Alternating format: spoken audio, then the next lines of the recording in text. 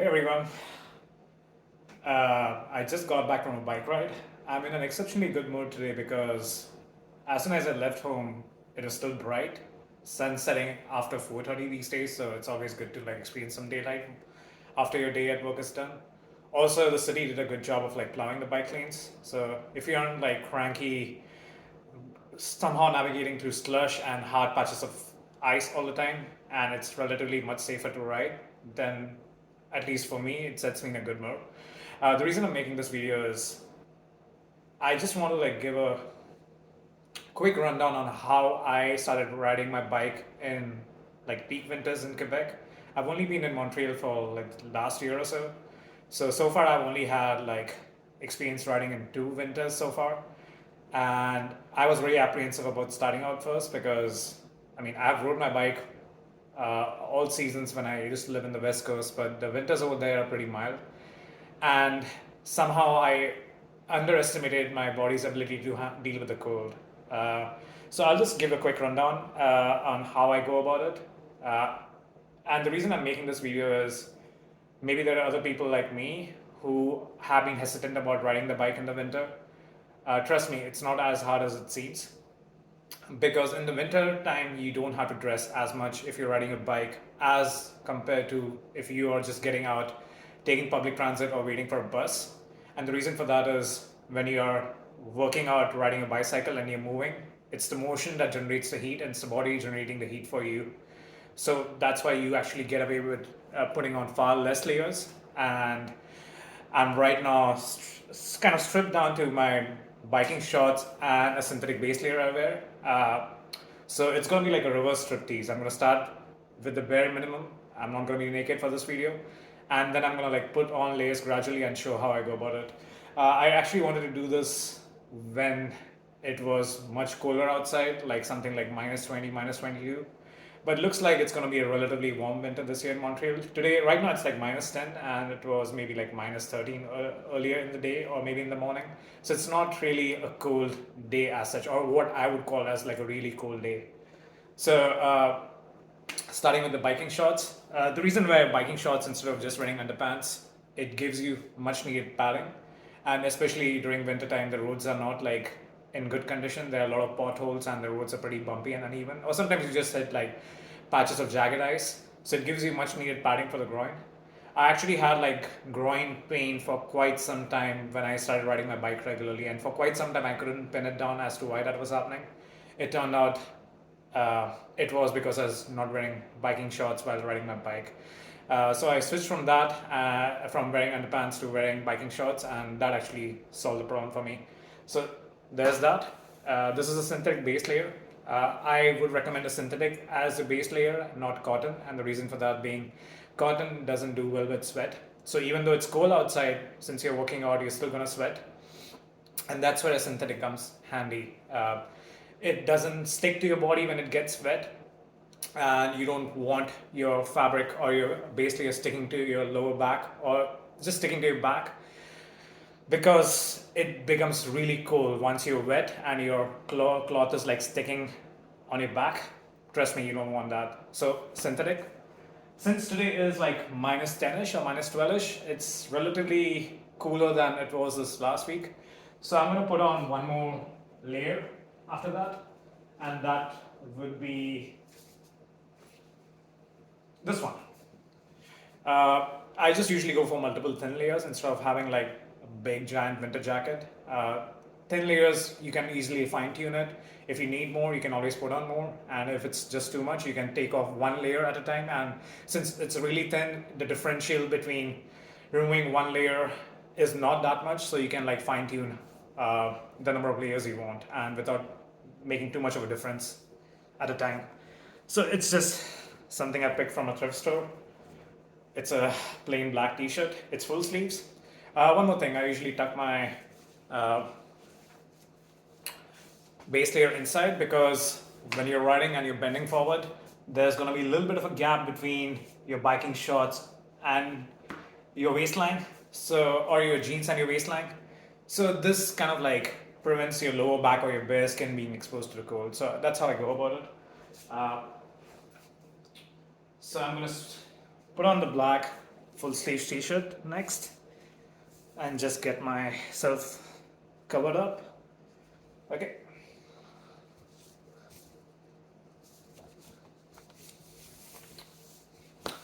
Also, I'm not really like, I mean, if you think like you have to be like particularly tough for riding a bike in the winter, you don't have to be. I mean, I have kind of put on a lot of comfort weight after moving to Montreal. I'm not as lean as I used to be, although I do bike a lot and I have a good endurance.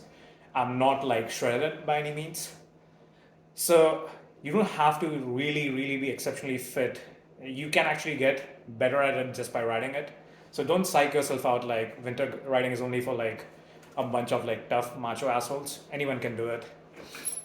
So the next is I'm gonna put on jeans. Uh, I wouldn't recommend just jeans for your lower body on cold windy days because jeans really aren't like the best windbreaker. So when it's like really windy and it's like cold, I would actually also put on some rain pants, which I used to wear quite a lot because I lived in the Pacific Northwest and winters over there are really wet and rainy. So yeah, rain pants, although like they aren't like thermally insulating, they aren't like they still like act as a windbreaker, and I think it's a good trade-off because you don't want something really thick. When it's like minus 30, then it's a whole different story. Then maybe I'll put on thermals or maybe I'll wear snow pants. But for days like today or like minus 15, minus 10-ish, maybe put on rain pants on top and like kind of like have it be the windbreaker for you. The next is t-shirt. I usually dress for my destination. I don't really, especially in the winter time. But during the summertime, I do have like uh, a separate attire for when I get to my destination and my like separate like biking gear when I'm riding my bike because you sweat a lot more in the summer. But winter time, I usually dress for the destination. I always like having some t-shirt on. I just don't want to be like dressed in plain t-shirt. And it also adds one more layer. So I'm gonna like put on one more t-shirt as a layer. Shout out to Montreal Animal Safe.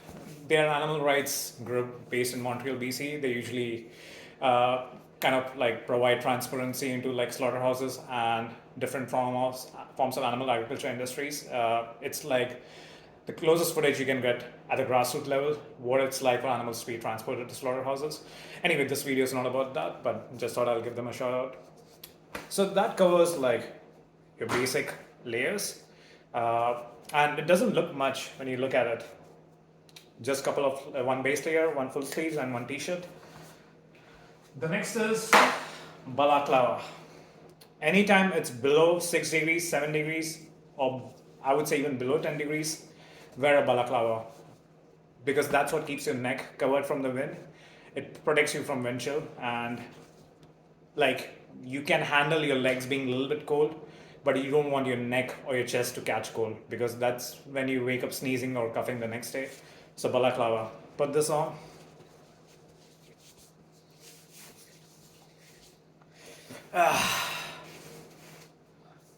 Yeah, you kind of look a little bit weird wearing this, but the key thing is to stay warm. I mean, some people do wear scarves. I'm not so much of a scarf guy. It's too fancy for me. For me, balaclava it is. On colder days, also I put on a toque or a beanie, whatever you call it, depending on where you live. And I got a big one, so it covers a significant portion of my scalp. It goes all the way to the back of my head. Actually, it goes all the way to my neck. So I'm gonna use that to cover my entire scalp and even my ears because balaclava, like the one which I have, doesn't really cover my ears so well. So this will like shield my ears from the wind as well. So yeah, that's that. Next is a windbreaker jacket. So this is the one I normally wear. I got this from Mech. You can use anything. Just you can even get a second-hand thrift store windbreaker jacket if you find it cheap. It doesn't have to be something super thick or super warm. It just needs to be like, I would recommend wearing something bright. That's why I went for green. I just want to be visible when I'm riding. If you prefer another color, so be it. But I would recommend staying visible.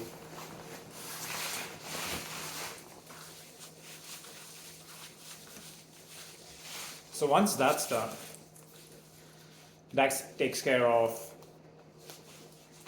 your attire. I usually do record my rides when I'm riding. Sometimes it's just fun to record, and sometimes maybe if I ever were to get into an accident, not that I'm planning on getting hit by a car, but if that were to happen, at least I know what happened, or at least I have video evidence of that. So I got the GoPro chest mount. I usually put this on top of my windbreaker. I have it upside down, otherwise you don't get the right angle. Also, there's another thing I have. Like, unfortunately, I mean, for the better or for the worse, it gets me a lot of attention while riding on the streets. It's a lit up vest by a company called Noxcare. Also, I'm going to include a bunch of links in the description. So if I have any recommendations on like a specific brand of clothing I'm wearing, or a specific fabric, or something like this, it's a Noxcare vest. So I put it around my upper body, around my torso, and it's not going to capture it so well right now, but I'm going to try it because my room is lit up. Okay, so you can see it blinking, right? Okay, I'm just going to try turning off the lights and see. Yep, that's what it does. It makes you look like as if you're coming from a rave party.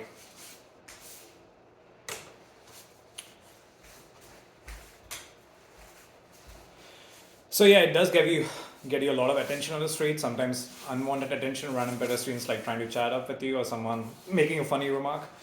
But more importantly, it gets the cars to notice you.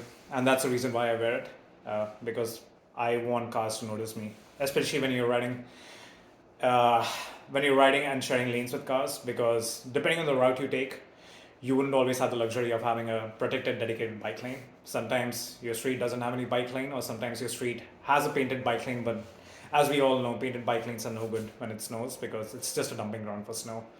So during times like these, it's good to have something reflective and visible, and also at intersections. Like most bike accidents happen at intersections, so this for the win. Okay, here's my helmet, and actually before that, eyewear. I got these transparent, actually these are photochromatic, transparent glasses that I got online. Okay, I'll include this link in the description. Regardless of the weather, regardless of what the temperature conditions are, always wear eyewear. Summertime, you want to wear them because if it's windy outside, you might have dust particles entering your eye. The last thing you want is you're heading downhill and then you have dust entering your eye and your vision is compromised. You don't want that. So wear this. And wintertime, you still want to wear this. When it's snowing, you want to have eyewear. Although I don't wear this when it's snowing. I'll show you what I wear instead. I wear ski glasses. But still you want to wear this. When it's windy and it's cold, your eyes get watery. So this thing kind of like shields your eye from the wind a little bit. Eyewear. Last but not the least, please wear a helmet when you're riding. I know in some countries the biking infrastructure is safe enough where people don't wear a helmet while biking in Western Europe and especially Netherlands. But here in Canada, it's a car-centric country, so you want to wear a helmet when you're riding, and also like serves as a source of light. So I have I got these like headlights and I mounted it on my helmet using the GoPro helmet mount. So these come with like 3 or 4 different lights illumination settings. This one is set to like blinking, and there's another blinking mode which is like requires less lumens, which requires less lumens. So it's more friendly towards your battery, but I usually go for whatever depending on the road conditions and how bright it is outside. So I put my ski goggles on top of the helmet. When it's snowing, I pull this down, I cover my head, and last but not least, your helmet.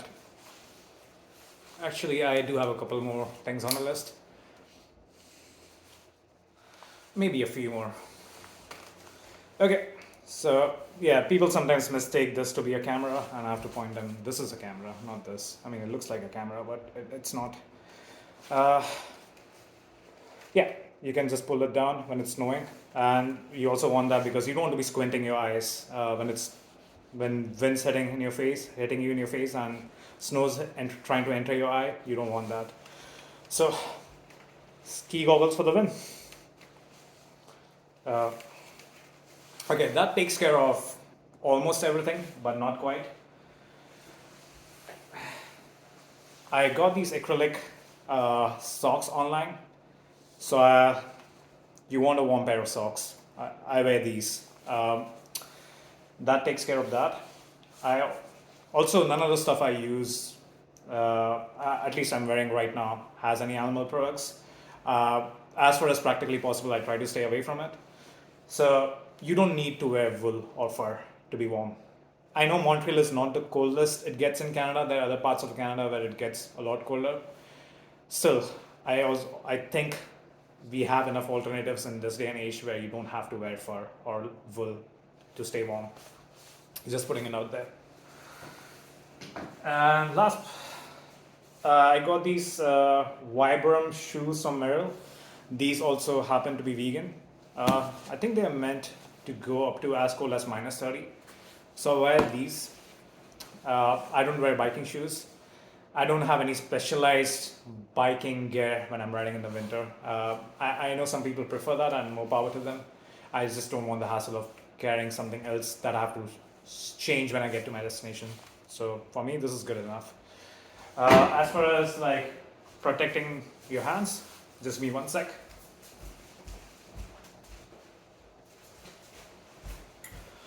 Here I am. So I use these glove liners.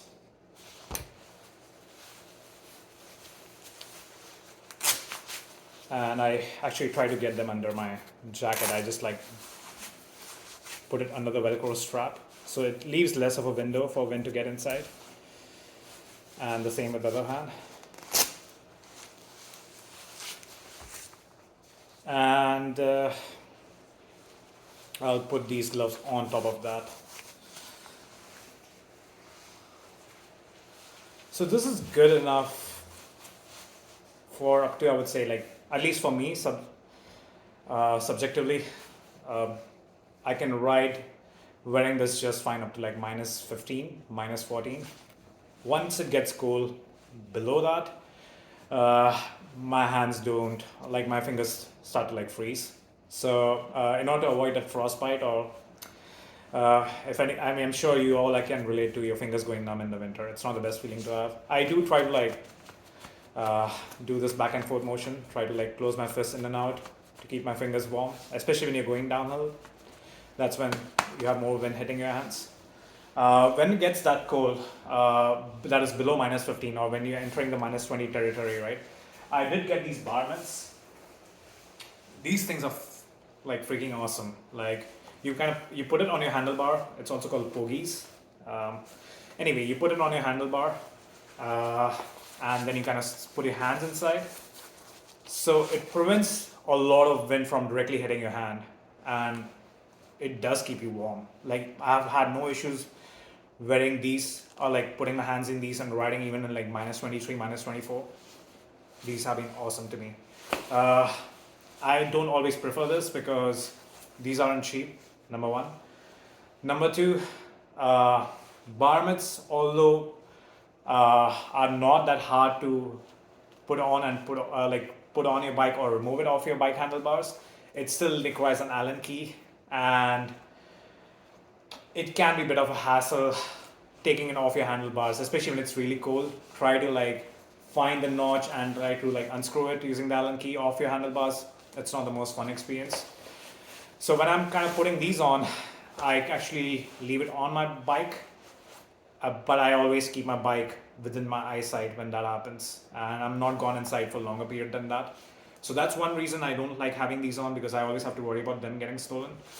Number two, I don't like having these on is because when you're going downhill or you need more dexterity, although this allows you to wear thinner gloves and still be warm. I don't like these so much because, like, when you're going downhill and let's say you have to give, I use hand signals to indicate you're making a right turn or left turn. You go downhill and then you take your hands off and then you make the appropriate head gesture and then you have to like kind of get your hand back in pretty quick. It kind of makes me uncomfortable at times. And there have been times where I couldn't get my hand quickly inside enough, then I had to just like grab on top of that and steer my handlebars. So yeah, but these can really be helpful regardless. I still use them when I want to.